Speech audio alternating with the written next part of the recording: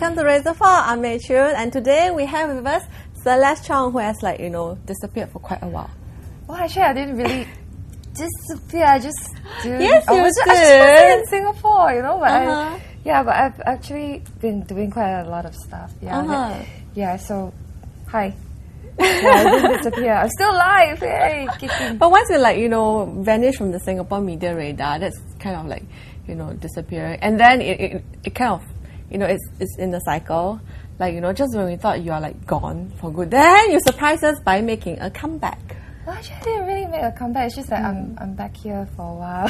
Well, I haven't really decided. I think I'm a bit of a vagabond and a bit of a drifter. So it really depends on where life brings me. It's just, I had the opportunity to go away. I had the opportunity to do a lot of things away from Singapore. Not saying that, it's just that I think I did a lot of meaningful stuff when I was away. It's been very fruitful. It's been a wonderful journey for me. Coming home has been great because, every day I get to eat curry puffs and every day I get to be with my mother. It's been great being home for this period of time. But it's just really traveling and seeing where life brings you. Really, you were telling me you are kind of like a hermit. Well, no, actually I hermited for 4 months when I came home because how do you start this whole story? Because before this I was I released my 4th album, which is called Little Happiness, and in China, and I was touring China for a year, and it's talking about 1 whole year of touring. So one whole year for just one album. 1 whole year for just one album, because China is so big, massive, right? So you're taking a flight today. You're in Xi'an, it's hot, and the next day you're taking a 2-hour flight to go to maybe Harbin or Titiharu or something, and it's freezing cold. So how do you adapt to that? Very badly. Temperatures. And fall sick. You get sick quite a bit. Yeah, because you just can't really get used to it.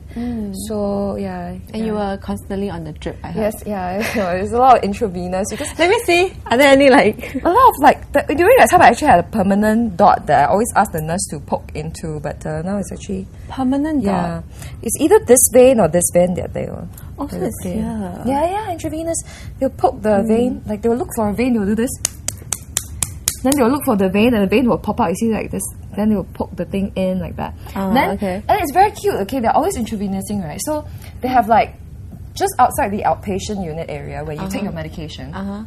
Outside is a string of it's like a handle. It's like you're on a bus, MRT, on a bus. Okay. Yeah. So what they do is they take the intravenous drip, right? Okay, she pokes me, right? Then I take the drip. Then I go like that, and I hang it up. And then you sit there, and then there's one whole row old people, young people, just sitting there and waiting. Yeah, and everybody's still watching TV with this thing hanging up there, and just going So they don't even give you a bed to lie on, to rest. No, you just watch TV.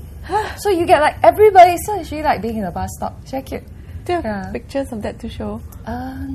No. I guess pictures wouldn't be on your mind when you're sitting there. I'm dying already, please. No, not dying lah. Not dying. Actually, it's very fun because every time after they finish dripping you, right, you actually get a lot of energy because there's always glucose drip involved. So it gives you adrenaline rush. Super high for a little while. 1-2 hours, you're ooh, I have so much energy, and then it's and then after that, the bunny. It's really good, and you heal really fast. Actually, I'm quite surprised why we don't do it here. Over here, you probably get Panadol. Here, you hardly ever get, injections or anything that is invasive. You always get medications, antibiotics, but over there, you're always getting intravenous, which is actually good. Isn't it painful? You heal very fast. No. How many times were you on the drip? Can you count? 9. 9 times? In a year? Yeah, about that. I think more than I never count. Because sometimes it also is okay, one is for something, one is for stomachache, one is for, whatever, you're too fatigued, you're flu. And you have to get well because if you sing, and I was performing every day, so it's you can't really be sick. So you basically cannot afford to be having a flu. Okay. It's pretty, it's very tough. Every day, internet TV is everywhere. So I always do internet TV, and every day you get 3, 4, 5, 6 interviews depending on how big the area is. You have to go on to their variety shows. They have the local TV stations. So one whole day then you have to do radio, And so you get like, you talk non-stop. You talk for like 8 hours non-stop about yourself, which is very sickening. So do you have to drink like special herbal tea or something? You don't really hardly have time. So by the time, any of the day, you're like so tired, and the next day you're flying somewhere else again. So I did that for 1 year. Oh, but was there any culture shock, like, the media, how are they like in China? Are they, quite restrictive, or do they ask very, do they ask provocative questions, like let's say the Hong Kongers do? No, never. Yeah, actually they are. It really depends also, because China is so massive, right? So each area actually becomes its own country, and so they're their own like personalities. Yeah, like in the Little Happiness, I had like 10 songs, right? So maybe there was like a couple of R&B tracks, there was a couple of like slower tracks, there was a couple which was a little bit more rockish, and then different areas, like maybe the Southerners, they prefer the ballads, so they play a lot of the ballads. So I'll be talking more ballad stuff. So it's and mostly about work, aren't they like quite capable with us, about love life and. No, she don't really care. So it's really about like... Yeah, it's really about what, music. Yeah, what you do. Oh. It's good, it's very fun. Yeah. But you always keep saying the same things now over and over again. Yeah. So you don't get tired of that? I try to vary it. I try to change things a little bit. Maybe say it in a different way and things like that. But if you're actually really talking about something that you love, you don't get so bored. Yeah, you don't get so bad. Okay, but you're in China for such a long time. I'm sure you can do the Beijing accent, right? Well, I mean, when I talk to the people there, initially when I got there, because I was in Taiwan for like 2 years. So you had the Taiwan accent? Yeah, actually I speak, my Mandarin actually sounds more Taiwanese. So when I was there, when you talk to the Beijing people, then you would actually use more that kind of tone. 来，我们讲一下。讲什么？就讲北京腔，看我听得懂吗？听得懂吧？来，你听得懂呗？怎么听不懂呢？来，下一个问题就好。北京有什么 ？They have this like 为什么 right? For us is 为什么 For them is 为什么？为什么？为 is a V. It's like a 为什么？Okay, what else? There's quite a lot lah. It's DVD.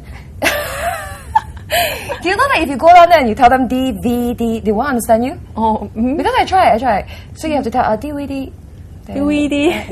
DVD. Okay. And I heard you did something there that would have gotten you a fine here in Singapore. Actually, I did a lot of things. No lah, because the people there, because it's so populated, right? There's so many people. And so it tends to be that it's really squishy. So people are always knocking into each other. And so you have to learn to like knock them back lah. No. You just learn to become like numb lor, or you get knocked like So it's like you're 不倒翁 when you're walking. Right? You just will never get like in Singapore. It's like I knock you. I'm so sorry. Yeah. But over there it's like they knock you. It's like it's natural. It's a part of it. Yeah. So you kind of get used to it. Yeah, you kind of get used to it. So you start get knocked all the time. So coming back here, it's like, hey, how come I'm not getting knocked anymore? It's like really weird.